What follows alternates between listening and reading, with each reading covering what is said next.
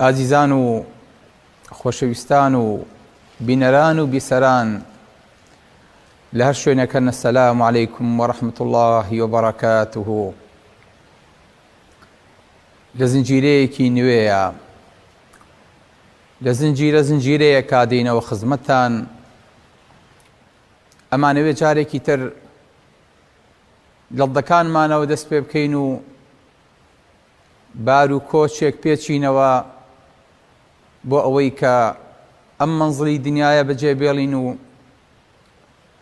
بەرەو ئاسمانەکان لە شەقەی باڵبەین و بەرەو بەهەشتی ماڵی ئادەمی باپیرمان بگەڕینەوە. ئەمانەوێت جارێکی تر پێشەوەی بگەینە ئەو بەهەشتە، دڵەکانمان بێ بە بەهەشتانێک و حەز بە خۆشی و لەزەتی دنیا بکەین.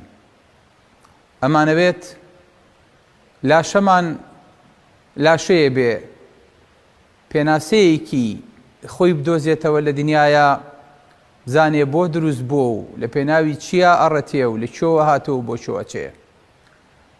ئەمانەوێت جارێکی تر خێزانەکانمان خێزانێکی ئاسوودە و بەختەوەر بن. ئەمانەوێت کۆمەڵگاکەمان کۆمەڵگایەکی نمونەیی بێ.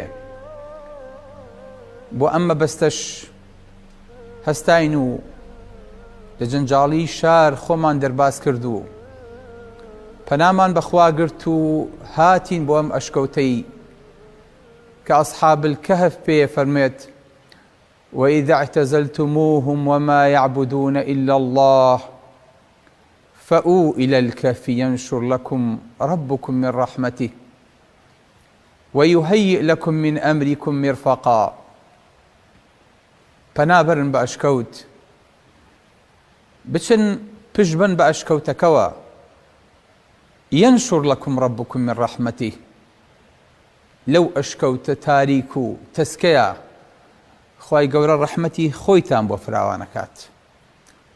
ئەکرێ بڵێ پەنا بۆ تروسکایی و پەنا بۆ تاریکایی و پەنا بۆ تەسکی بەری، بۆ ئەوەی کە کارەکەت بۆ فراوان بێ.